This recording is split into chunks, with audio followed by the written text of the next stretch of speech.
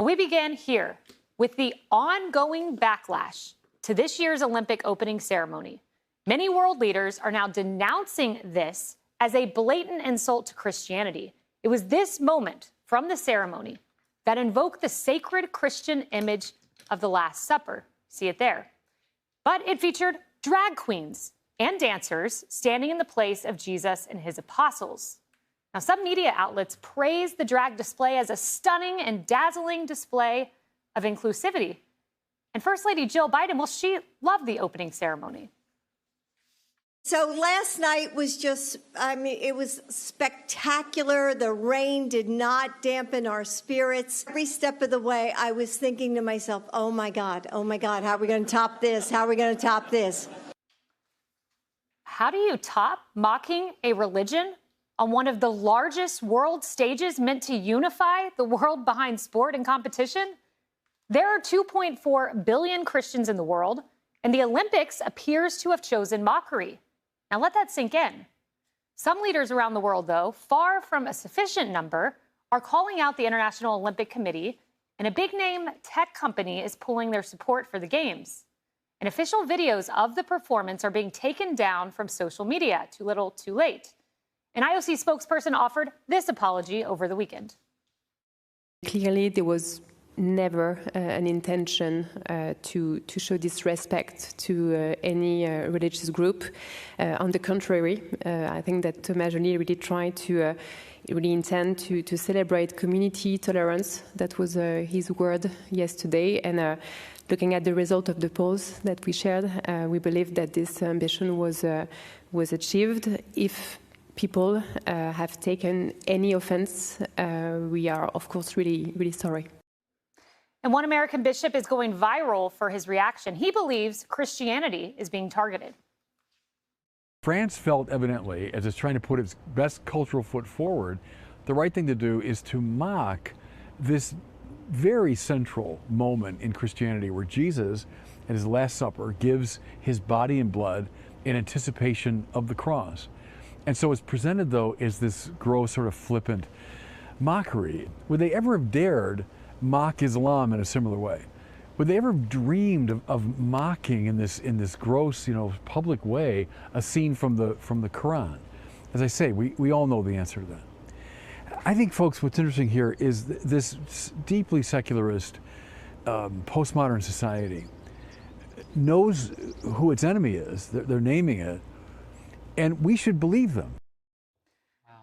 You know, Charlie, the IOC claims this was not their intent, but I do want to put up an image of the depiction of the Last Supper next to what we saw in the opening ceremony and let viewers decide for themselves. Charlie Hurt.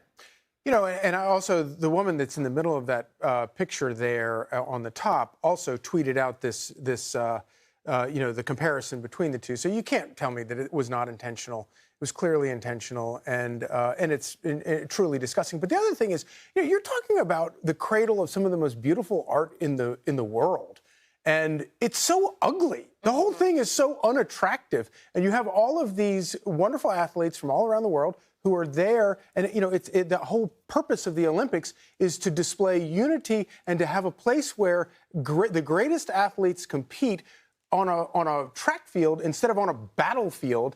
And these people just want to show their behinds and act like, and the display you wind up with is something that is not beautiful. It is ridiculous. And then to boot, it's also really offensive to Christians. And, it wasn't just this, because, look, this was the most appalling thing, without a doubt. And Christians should be deeply offended. Tim Scott tweeted out about this, Mike Johnson, Marco Rubio, many others. But Harris, I remember the 1996 Olympics as a young girl watching the U.S. women's gymnastics team, Dominique Dawes, Dominique Mucciano, Shannon Miller. My daughter was so excited all week. My son, even though he's only 1.5, would run up to the commercials and point. He was even getting excited. And we all sat down as a family to watch this. And it wasn't just this image. It was drag shows. There were sexualized moments. This is about the world coming together, as Charlie said. Yeah, I don't know. The IOC spokesperson said, we checked the polls, ... We did not mean to offend anyone. You mean you had to check the polls on this? And by the way, when did you take a poll? Like while it was happening? and then you waited a while to sort of apologize for it? Look, this really robs every athlete from the spotlight. Right. I mean, they are not the focus. And if they think they are, they need to look at the open of that show and figure out why billions of Christians and those who support us, like our Jewish husbands or friends, right? Yeah. You don't have to be Christian to be, because what you know is they took a punch at us and it's fair game for everybody. Yeah. Yeah. So I don't really understand what they think they accomplished through that IOC spokesperson, but I will never watch another opening. Yeah, they won't miss my viewership. I didn't watch the whole thing anyway. I was so offended, I turned it off. But I am tuning in for those young men and women who have given their lives as young people, teenage years, to do everything they can to compete and represent their countries. I am concerned about them, and I will watch for them, and I hope that they don't catch whatever it is that the IOC leadership has in France, because it's a disease and it's hateful. Yeah, and it is about the athletes. You know, Kaylee, when I was watching, if you go watch the 2 hours in full, not just this moment. So let's say, you know, they say they didn't mean to intend to offend with this moment. It kept flashing between beautiful faces of these athletes who have worked their whole lives to sexualized images, even putting this aside. That's not what this is about. The Olympics are iconic, historic, and we celebrate athletes who have done this their whole lives and worked for this moment. This isn't about making a political point. Right, and at best, this could be called a distraction from the true purpose of the Olympics, which is to celebrate the athletes who are there and the countries who are involved. But worse, it is an insult to Christians. And I say this as a pastor's daughter, someone who holds my faith very deeply. And, you know, the most shocking part of this opening ceremony was that I wasn't shocked by it at all. Because not only are the French rude and effeminate, and we're used to this from them, but also we as Christians are so used to now being the laughing stock of the entire secular culture. This is so common nowadays.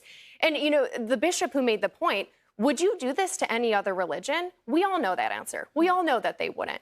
And you know, we look at the past few years, even here in the United States, and we look at how secularism has made it very clear that it doesn't want any competition.